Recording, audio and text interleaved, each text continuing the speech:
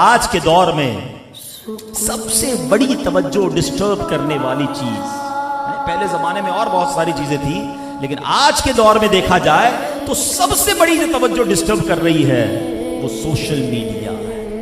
جس طرح social media نے ہمیں ڈسٹریکٹ کر دیا، ہمارے خیالات ہی کہیں اور چلے گئے، ذہن و دماغ لوگوں کے معاف ہو گئے ہیں، سارا دن موبائل پر بیٹھے ہیں، کبھی یوٹیوب ہے، کبھی فیس بک ہے، کبھی انسٹاگرام ہے، پتہ نہیں کون کون سی ریلز اور ویڈیو میں۔ کسی کو موبائل دے دو، انٹرنیٹ دے دو، اس کو کمرے میں بند کر دو، اس کو نہ کھانے کا ہوش رہے گا، نہ پینے کا ہوش رہے گا، نہ سوتے لو، نیندیں کم ہو گئی لوگوں کی۔ اب جو سو نہیں رہا ٹائم پہ اور رات بھر موبائل پر ہے، اس کی آنکھیں کمزور، اس کا ذہن کمزور، اس کی کریٹیوٹی کمزور ہو رہی ہے، اور عبادت سے دوری کا عالم یہ ہے کہ نماز میں بھی موبائل پر دھیان ہے، عبادت میں بھی موبائل پر دھیان ہے، ہر نماز کے بعد چیک کرنا ہے موبائل پر کیا آ رہا ہے۔ اللہ اکبر، ذرا غور کریں، اس ایک آلے نے ہمیں اللہ سے، عبادت سے کتنا دور کر دیا۔ گناہوں کے سمندر میں لوگ غرق ہوتے جا رہے ہیں اور کسی کو احساس نہیں ہے۔ آپ ایک اور سائنٹیفکلی بات سمجھیے گا، آج دنیا میں ایک جو کہیں گے ٹرمینالوجی، ایک اصطلاح بتائی جا رہی ہے،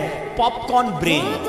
پاپ کارن برین کس کو کہتے ہیں؟ کبھی آپ نے یہ پاپ کارن سمجھتے کیا کہتے ہیں اردو میں اس کو؟ ہم بچے تو ہماری یہاں زبان پھلے کہتے ہیں، پاپ کارن ہی کہتے ہیں، سمجھتے ہیں نا پاپ کارن کس کو کہتے ہیں؟ مکئی جو بچے پھلا کے کھاتے ہیں نا، جس کو تھوڑا سا پکائیں تو پھول جاتی ہے، تو جب یہ پاپ کارن ہوتا ہے نا تو آپ نے دیکھا ہوگا یہ اچھل رہا ہوتا ہے، جب یہ پکتا ہے تو یہ اچھلتا ہے۔ فرمایا سوشل میڈیا نے، سائنٹیفکلی ٹرمینالوجی آئی ہے کہ اس دماغ کو پاپ کارن برین بنا دیا ہے۔ دماغ کا دیکھیں، آپ ایک بات سمجھیے گا، بڑی لاجیکلی بات سمجھا رہا ہوں۔ آپ کے سامنے کوئی، اللہ نہ کرے، آپ کے سامنے روڈ پر ایکسیڈنٹ ہو جائے اور کسی کی اللہ نہ کرے تکلیف اس کو پہنچ جائے، ٹانگ وغیرہ ٹوٹ جائے، کتنے گھنٹوں تک، کتنی دیر تک آپ کے دماغ میں یہ اثر رہتا ہے؟ آپ افسردہ رہتے ہیں، آپ کے دل پہ تکلیف ہو رہی ہوتی ہے کہ یار کسی مسلمان کے ساتھ برا ہو گیا، ایسا ہی ہے۔ اچھا، اسی طرح اگر آپ کے سامنے کوئی خوشی کی خبر آ جائے، ماشاءاللہ کسی کے بچے کی ولادت ہو یا کسی کی شادی ہو، دوست کو کوئی بڑی خوشی مل جائے، تو کتنی دیر تک آپ بھی خوش ہو رہے ہوتے ہیں، آپ انجوائے کر رہے ہوتے ہیں۔ ہم انسان ہیں نا، ہمارے دماغ اور دل پر واقعات کا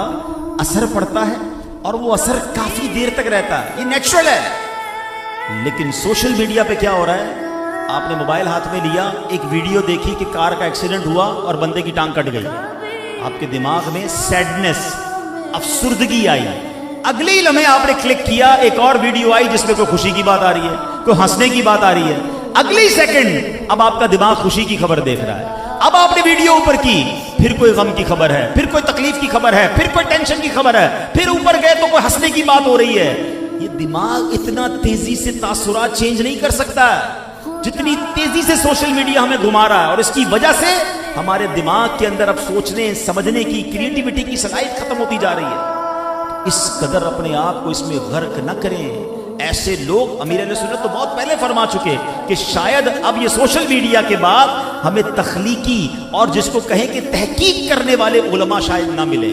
کیونکہ علماء جو بھی دین کا کام، جو بھی دماغ کا کام ہوتا ہے نا، وہ سکون مانگتا ہے، کریٹیوٹی کے تمام کام آپ کا فوکس مانگتے ہیں کہ آپ اگر پڑھ رہے ہیں، مطالعہ کر رہے ہیں، تحقیق کر رہے ہیں کسی بھی فیلڈ میں، جو انجینئرز ہیں، جو ڈاکٹرز ہیں، جو جناب کسی چیز کی ریسرچ کر رہے ہیں، اگر ان کو فوکس حاصل نہیں ہے، ان کا دماغ گھوم رہا ہے،